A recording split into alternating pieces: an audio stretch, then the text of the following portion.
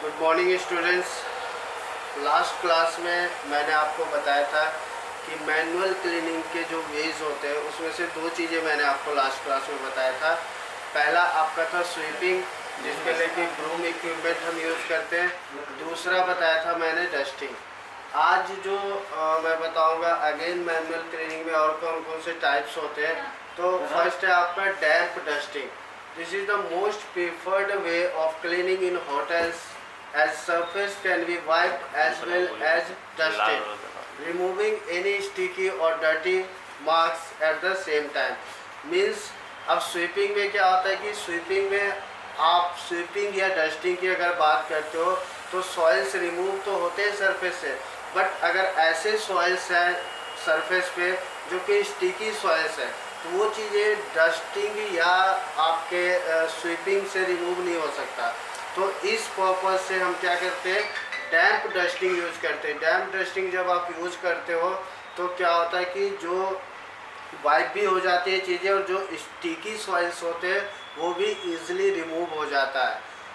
Use क्या करते हैं उसके लिए, a suitable lint free cloth at the correct level of dampness should be used as so to avoid leaving any smells.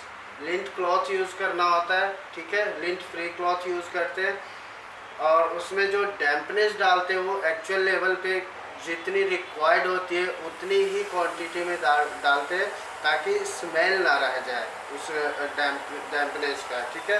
तो that's why इन चीज़ों का ध्यान रखना होता है। जो इक्विपमेंट और एजेंट्स क्या रिक्वायर्ड होते हैं, एक क्लॉथ डस्टर चाहिए आपको, वाटर चाहिए, एक प्लास्टिक बॉल चाहिए एंड अ न्यूट्रल डिटर्जेंट। अगर डिटर्जेंट की रिक्वायरमेंट आपको लगती है तो डिटर्जेंट भी रिक्वायर्ड होगा जितनी क्वांटिटी में रिक्वायरमेंट होती है। तो डैम्प डस्टिंग के लिए ये चीज़ें रिक्वायर्ड होती है। नेक्स्ट आपका आता है डस्ट मॉपिंग या ड्राई मॉपिंग कह लो उसे आप, या फिर मॉप स्वीपिंग कह लो। This is the preferred way to remove dust, sand और dirt from a floor.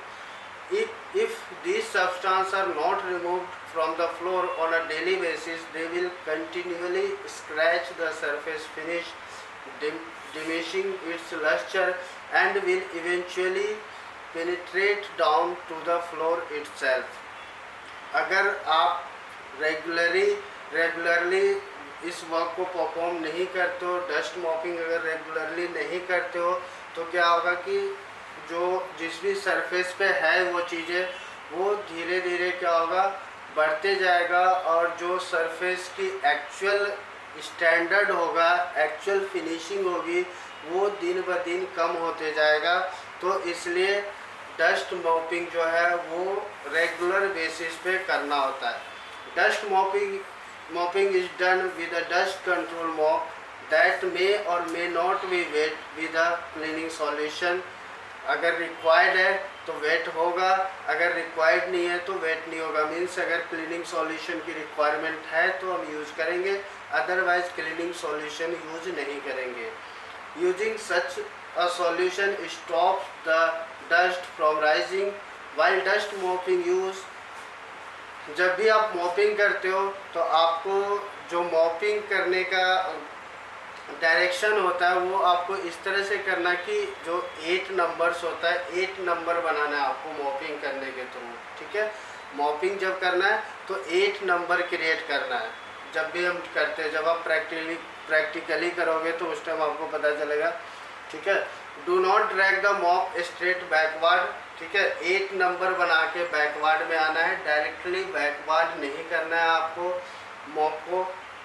When sweeping in open spaces, clean in long straight lanes covering the whole area, moving up and down. Use a dust pan to sweep up accumulated trash.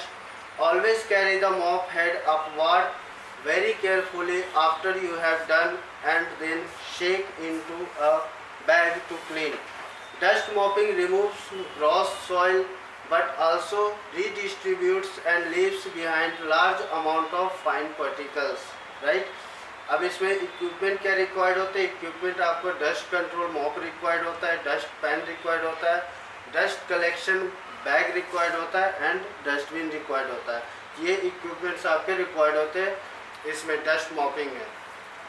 इससे इन चीज़ों को आप revise कर लेना। Next class में फिर मैं आपको बताऊंगा रेस्ट जो बचे हुए मैनुअल क्लीनिंग के तरीके हैं उनको डिस्कस करूंगा नेक्स्ट क्लास में। Thank you.